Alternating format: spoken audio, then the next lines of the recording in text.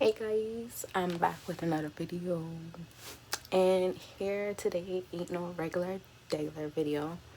Here I'm doing something new. I'm gonna react to MrBallen. I always watch his channels, I always watch his videos, I always watch people react to his videos as well. So I was like, hey, you know what, let me give this a try and try something new.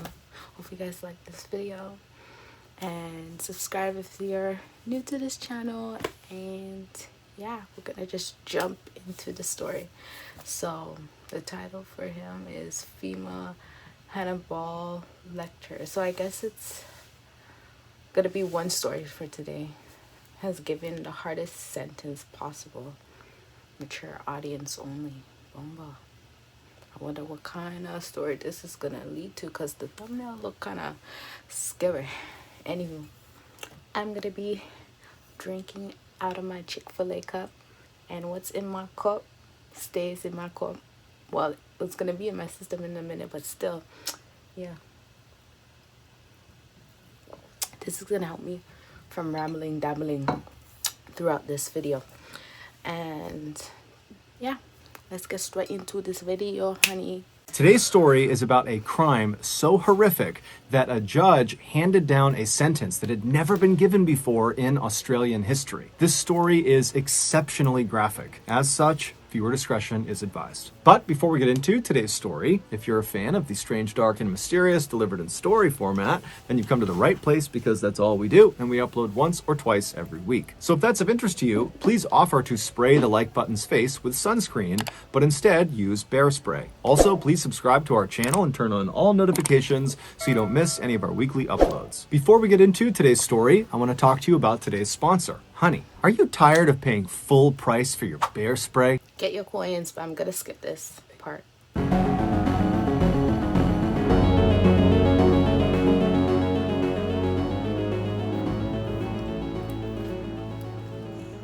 In 1955, Catherine Knight had the misfortune of being born into a highly dysfunctional and abusive household. Not only was she badly mistreated by her alcoholic parents and cruel older siblings, she was also scorned by the people who lived in the town with her simply because they didn't like her family. Catherine lived in a very small town in New South Wales, Australia, where basically everybody knew each other's business. But despite the those ones, I hate that. Everybody knows your business. Oh yeah, she's going there with who? She's going there with that. And then once you get home, it's like back home too. Back home, as soon as you come out the house, everybody just preying you. So I know, sis. I feel you with that one. abuse, Catherine always tried to focus on the future. She would tell herself that as much as my life is miserable right now, in the future I will have a family of my own and I will take care of them the way I wish my family had taken care of me.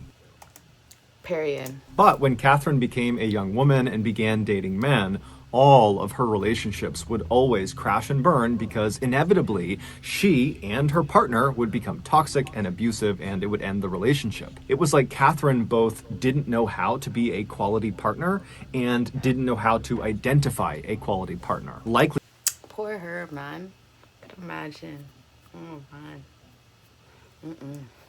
because she didn't know what that looked like. She had been raised in this horrible household. But in 1995, when Catherine was 40 and really starting to feel desperate for someone to actually love and to love her back, she would meet a man named John Price, who was also 40, and he just seemed fundamentally different than every other man she had ever dated. He was empathetic to her troubled past, and he seemed to really care for her and really wanted to kind of take her under his wing and love her.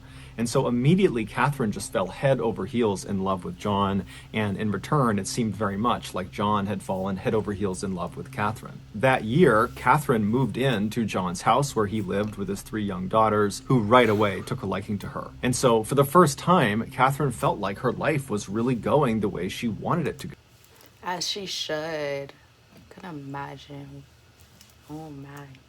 But unfortunately, this would not last. Despite the seemingly perfect start, Once you hear that beats, something gonna happen bad.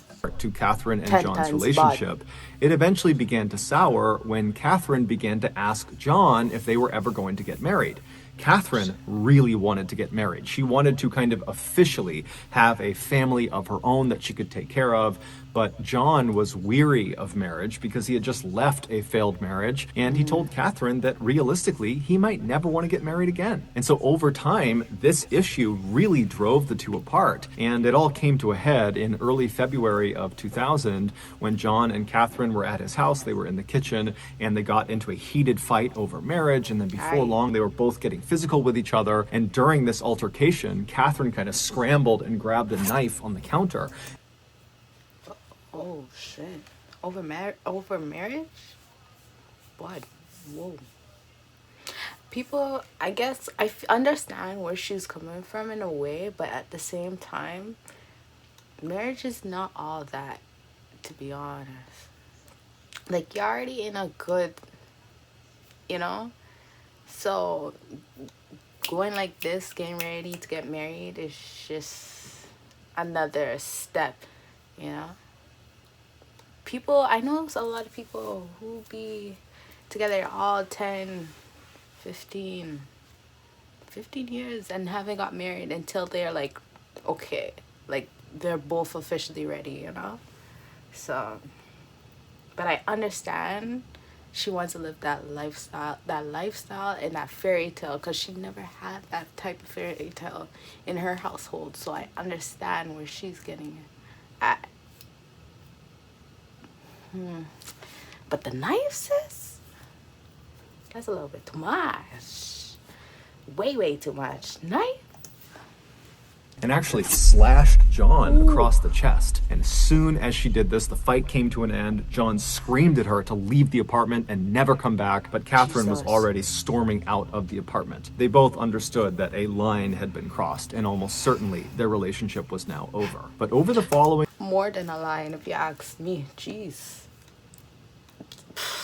days and weeks, Catherine, who had moved into a different apartment at this time, kind of near where John was living, she felt very lonely. And even though she knew her relationship with Don't tell me she's gonna be stalking this guy and his family. Please don't tell me that. I just feel it. John was not a healthy one, she longed to patch things up with him. She didn't like being alone. She wanted to have that family. And so she decided she would do what she had previously done in other relationships to kind of patch up the relationship after a fight. And so the way she would do this is she would kind of make sure they had the house to themselves, and then she would show up in lingerie, and they would have kind of an intimate makeup moment, and then everything would go back to normal. So on February 29th, Catherine waited until she knew John had left for work, and she went over to his place, and she had a key to it still, and she went inside, and his 3 daughters were there. And so Catherine said hello, and she chatted with the kids for a minute, and then she made arrangements for the 3 kids to go get picked up by a babysitter and spend the night outside of the house. And so then when the babysitter came by the house and picked up the 3 girls, Catherine said goodbye. I feel like this is gonna be bad, because the first thing the father's gonna be like when he comes to the house is, where's my kids? Because she would probably, I feel like she would be already in the bed, in the bedroom. She want to be like, oh yeah, I'm here, you know? So first thing he's gonna do is be like, oh, where's my kids? Gonna go in every room, and then end up going to his room now. Be like, where the fuck are my kids? I feel it.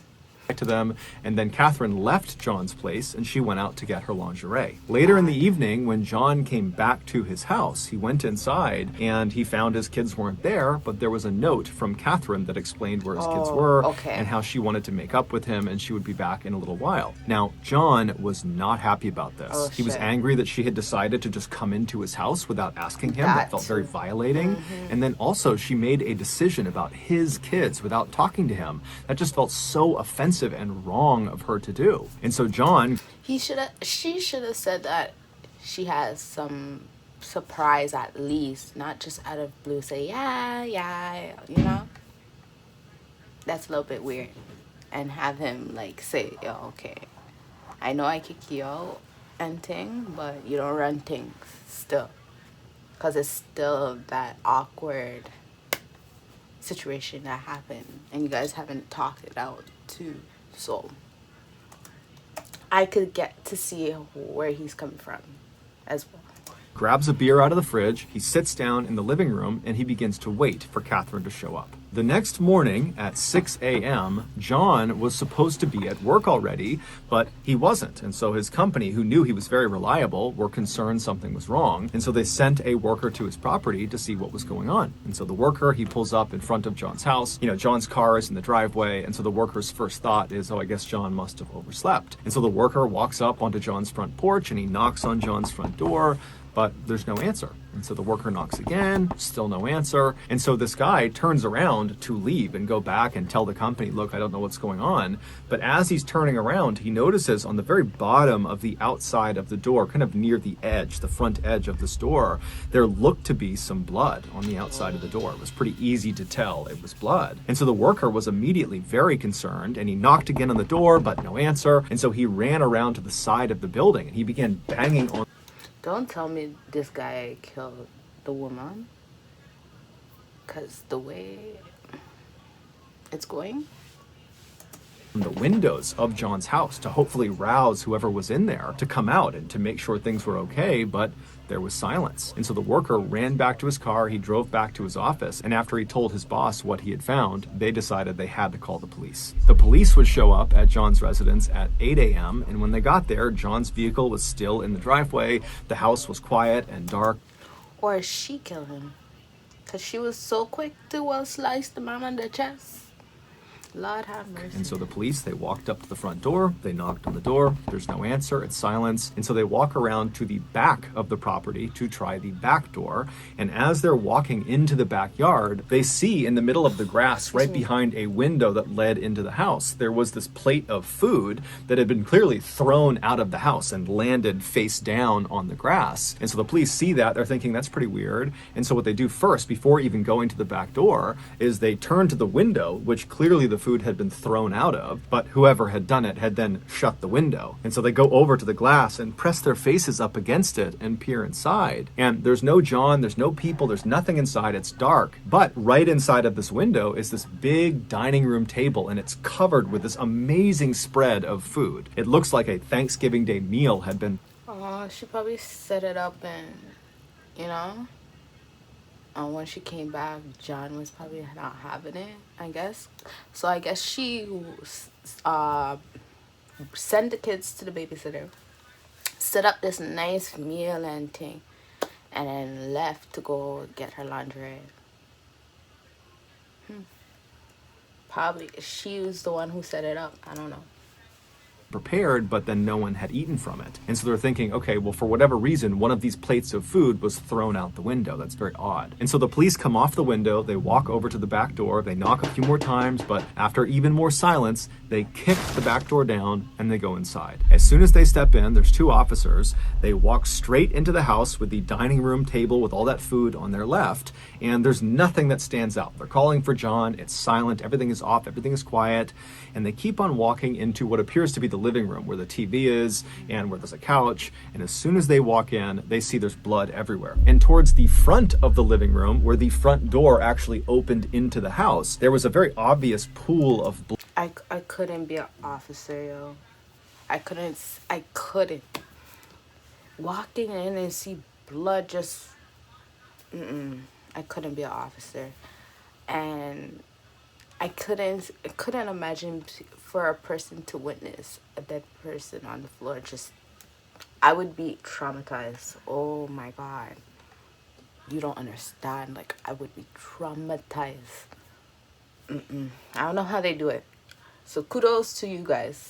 Obvious pool of blood. Basically, if you stepped into the house, you'd be stepping into this puddle of blood. And as they're looking at this pool of blood, they see there is a distinct blood trail from the pool back into the living room that they have just walked into, and the trail kind of leads behind a couch out of their view. And so they walk around the couch to see what's at the end of this trail, and they find Catherine Knight's crumpled body on the ground. And so right away they rush over to her and they feel for a pulse, and they discover that she actually does have have a pulse, but very Oh. obviously she's clinging to life, barely. And so one of the officers stays with Catherine while they're calling in paramedics to come in and deal with her, while the other officer draws their weapon and they begin searching the rest of the house. And so the officer walks past the front door on their left and they go into the other side of the first floor, which is basically like this lounge room, kind of like a secondary living room.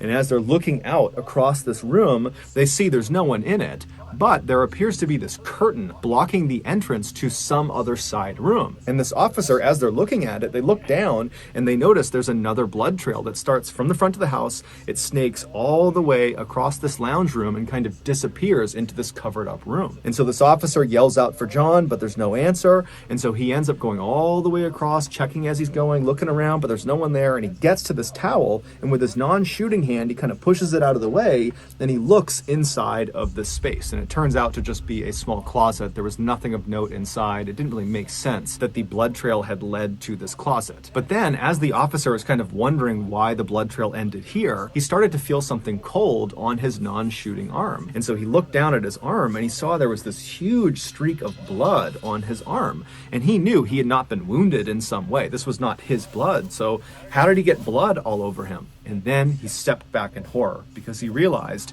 the curtain that he had just moved with the arm that had blood on it was not a curtain. The night before, John sat in his living room waiting for Catherine to return, very angrily waiting for her to come back. But Don't tell me that's his skin. Do not tell me that's his skin. What? And he thought that was a towel, so that skin is thick. Oh my God. by 11 p.m., she hadn't, and John, he works super early in the morning, he's very tired, he decides to just go to bed. And so he climbs into bed, he falls asleep, and then about an hour or so later, Catherine would walk into the bedroom. She had her black lingerie on that she had bought earlier in the day, and even though John was furious with her and very upset with what she had done that day, seeing her like this suddenly made him think, you know what, all my issues with her can wait. And before long, they were getting intimate together in the bed, and then they fell asleep in each other's arms. Later in the night, Catherine would wake up. John's still fast asleep, so she's looking right at him, and she suddenly has this intense sense of disgust. She was convinced that he was taking advantage of her, that Lord have mercy. Wasn't it your idea to do this though? I don't understand. Like, I get it, but at the same time, it's just like, you guys didn't talk this out before you. You guys didn't talk this out before I do all of this. And it was your plan to do the surprisement and thing. And it's not his fault he was getting tired. And you took your time to go and get whatever you have to get to come back late for him to end up sleeping. You guys could have. You should have came earlier so y'all could eat or whatever and talk this out, so you don't think you would take advantage of. You guys would have had that talk, you know? But girl, Lord have mercy. Or even this happened, or boop boop boop, you guys sleeping, blah blah blah. You could have asked him when he wake up in the morning, yo, so what is this? You know what I mean? But no. My girl felt disgust. Lord have mercy. the reason he didn't want to marry her was he was just kind of using her. And this anger inside of her boiled up, and she decided right then and there that I need to teach this man a lesson he will never forget. And so Catherine very quietly slipped out of the bed. John's still sleeping. She snuck out of the bedroom. She made her way out of the house, and she got into her car, and she drove across town to the apartment she had been staying in for the past couple of weeks, and she grabbed her work tools. Catherine, where she worked full time, was a meat processing factory, and she worked on the kill floor with the... No, this is why I need to be vegan or vegetarian, because you use your meat tools to put... I already know where the story going. But you use your meat tools to slice off... Lord have mercy. To slice off this man. Like if he's some type of food. And then you think you will get away with it and come into work to use those tools for food. You're mad. Are you okay? This is why I need to become vegan. This is mud. The animals that are being turned into meat. And so her skill set was butchering, and her tools were butcher's knives. And so she grabs her kit of butcher's knives and she drives back to John's place. She goes into the house, she makes her way into the kitchen, and she unrolls this kit full of different sized butcher knives, and she picks the one she wants, she pulls it out, she makes sure it's nice and sharp, and then she made her way into John's bedroom. When she got into his bedroom, John was still asleep. He was lying on his back, covers up over him, fast asleep, and she climbed onto the bed, being very careful not to wake him. And then when she was straddling him kind of on her knees right over his midsection, she raised the knife up between her two hands and she brought it down into his chest. John immediately shot up. Again with the chest. Nah. Something not right. My girl is sick. Bucking Catherine off of him. She went flying onto the floor, and then instinctively, John just begins running out of his bedroom. He has no idea what's happening. He's been stabbed, but he probably can't even feel it. It's all adrenaline. He's just running through the house. But by the time he gets to the front of the house, the blood loss had caused him to be so weak he could barely stand. And so he managed to open the front door, but then he collapsed onto the ground halfway between the inside and outside of the house. And so laying there, he reached out with his bloody hand and he grabbed the edge of the door that was partially open and tried to pull himself out of the house. And that's how that bloody print was left on. I knew ever since my girl sliced the guy on the chest.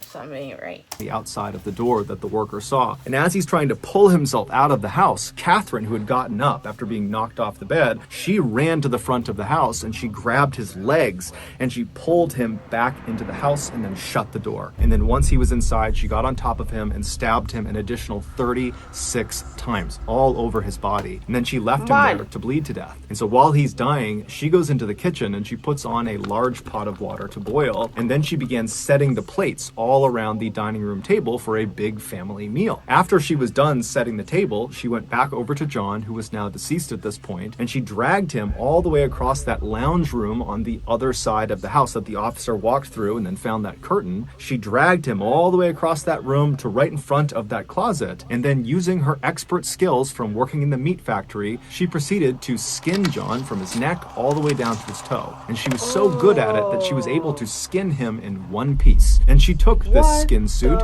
and she draped it over the entrance to this closet. And then she removed John's head from the now skinned torso and she placed it in the water that she had put on to boil earlier. She was going to use his head to turn it into some sort of broth or gravy. And then she grabbed his skinned torso and dragged it into the kitchen and began butchering it and then making different dishes with his meat, different pies and casseroles. And then after she had made this enormous feast out of John's body, she set the food all around the table that she had already laid out, and then she made little placards, little name cards that had the names of each of John's children on them, and she placed them.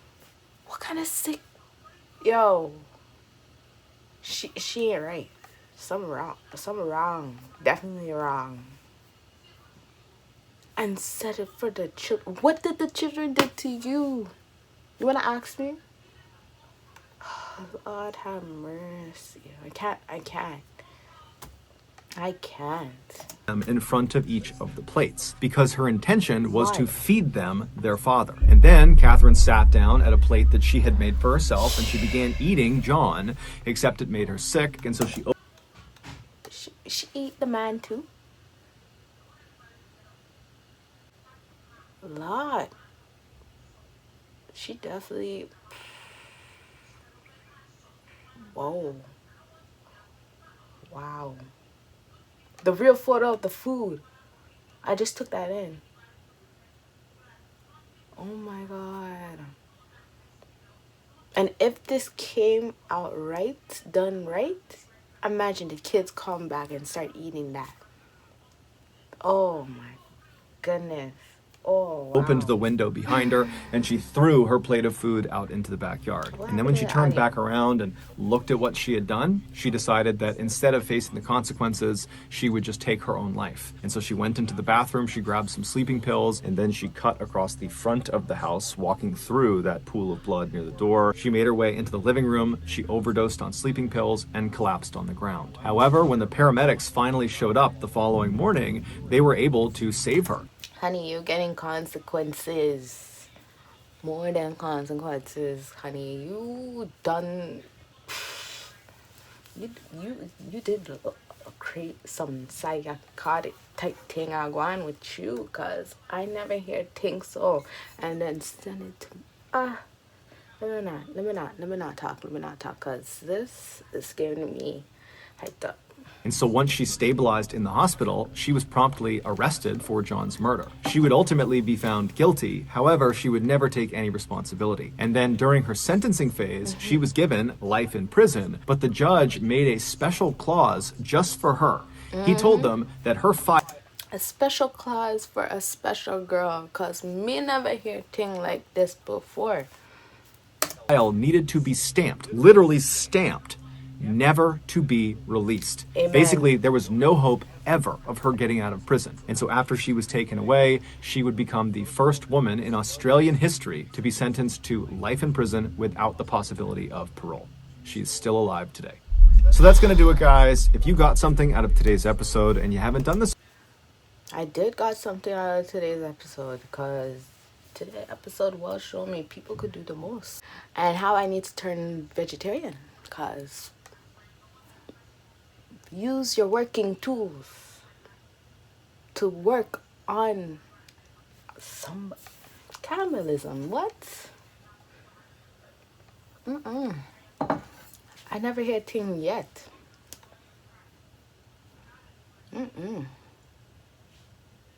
That is crazy.